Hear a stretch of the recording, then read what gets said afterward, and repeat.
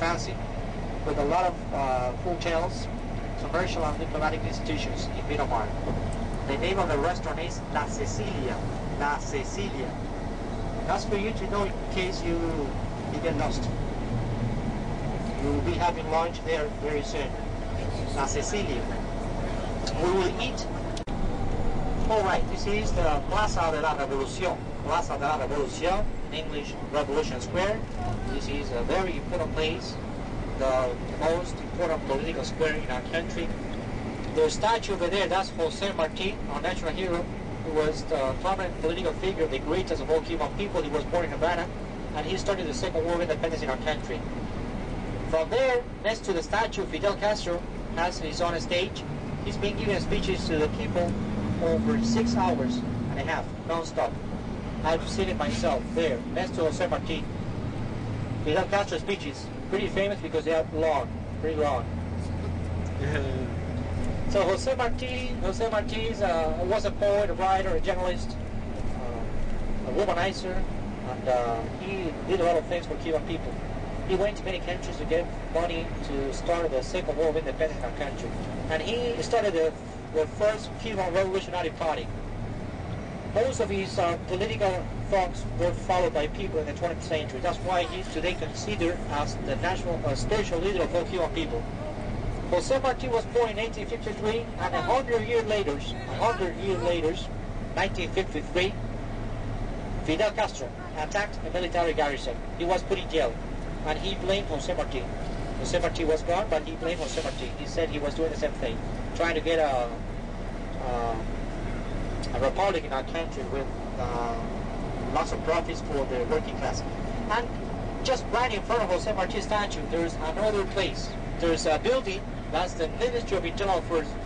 From here, some of you cannot see it, but you will be given time to go over.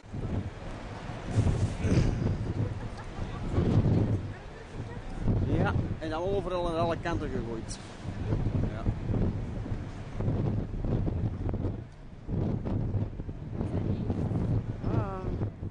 En waarom dat? Omdat hij daar in dat land was, in Bolivia. Die was gezocht.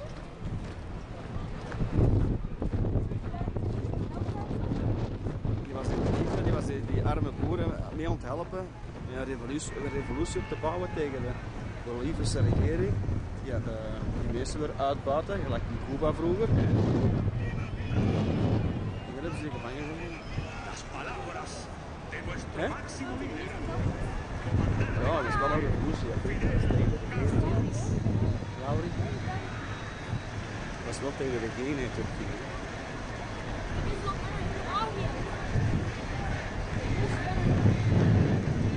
Welk?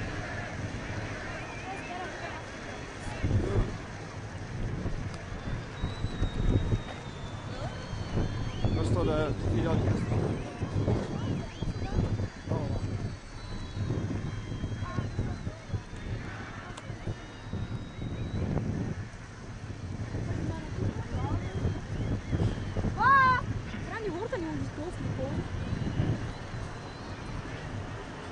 Links, links, links, links, links, links, links. Weet ik erop geen van die foto's links.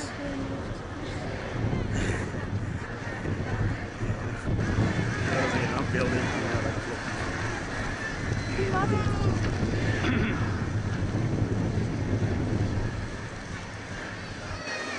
Distinguidos invitados, queridos compatriotas. Kindjes van school, de kindjes van school daar.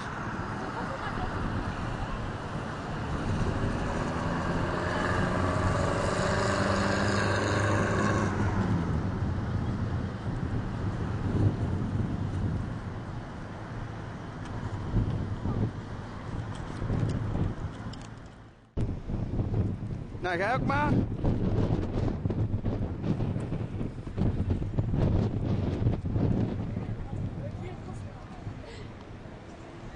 Dag mama.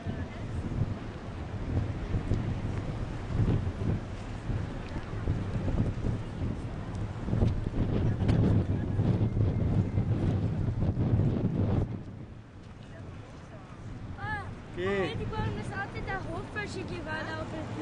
Ja, well, The tower, this is the biggest building in Cuba. The tower, over 137 meters above sea level.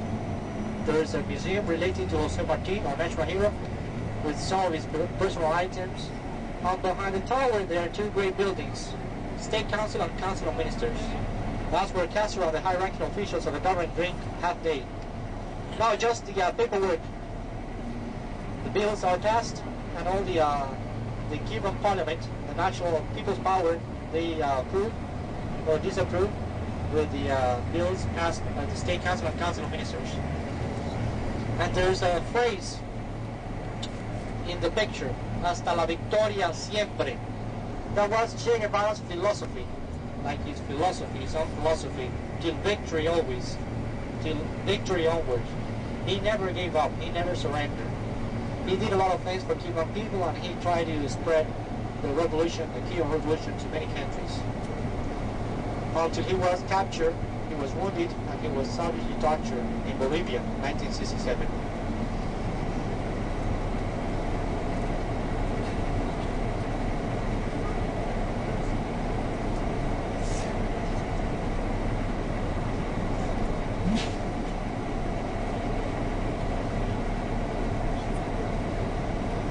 Well, he was, there were a lot of rangers from CIA, a lot of people from the U.S. government.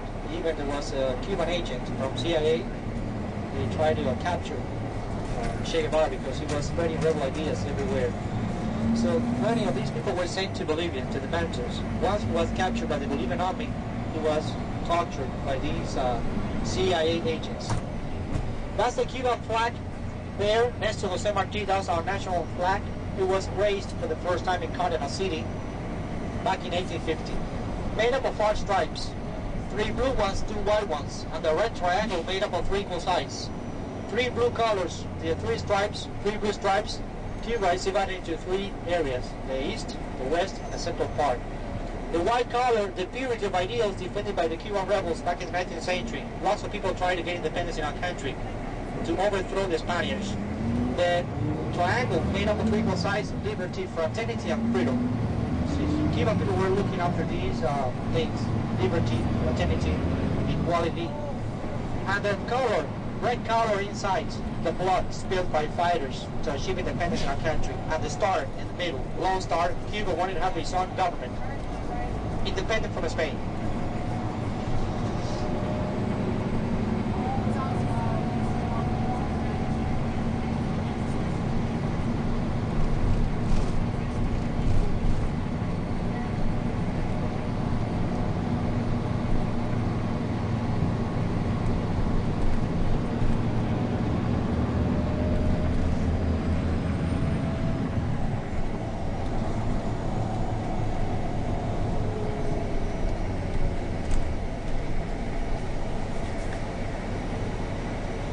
So Fidel Castro has been the chief of the Cuban Revolution for many years.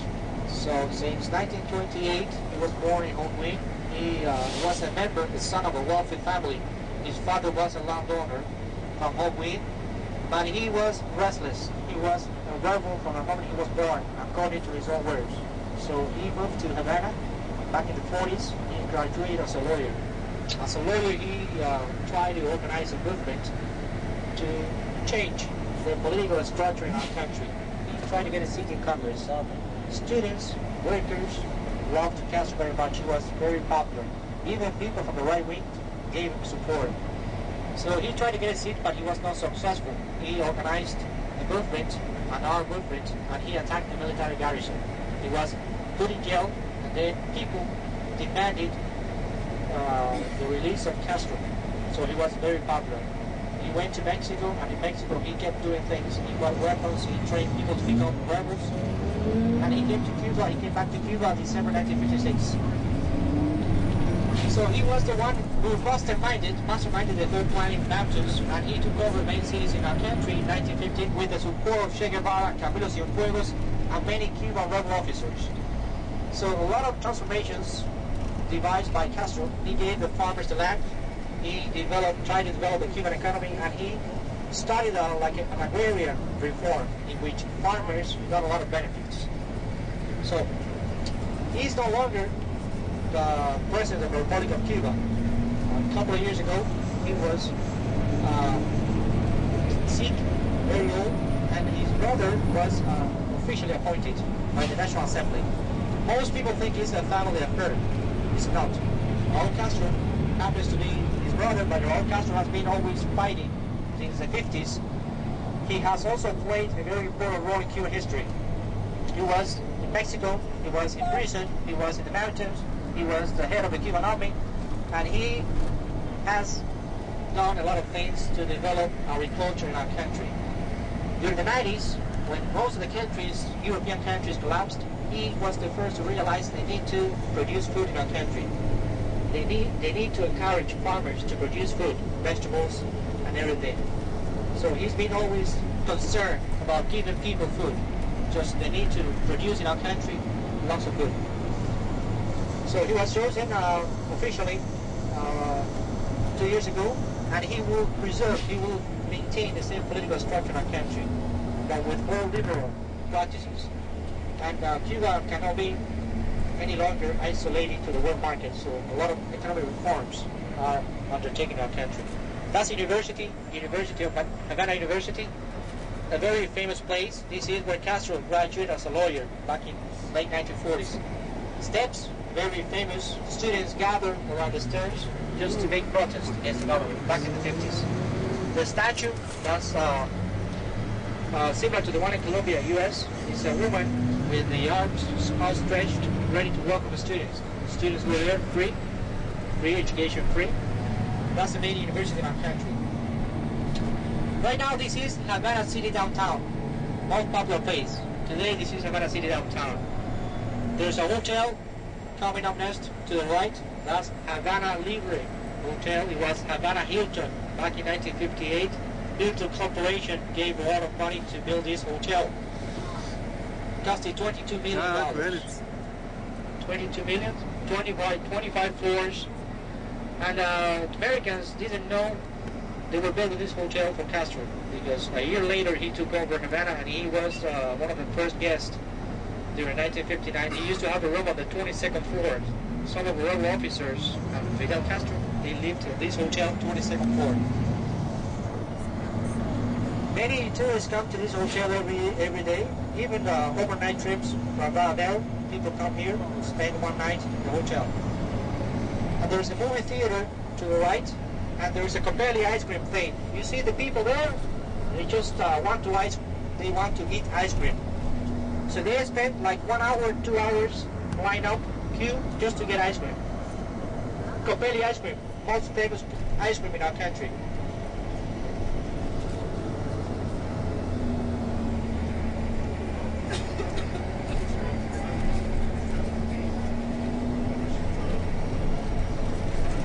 So over here we have a different level of development.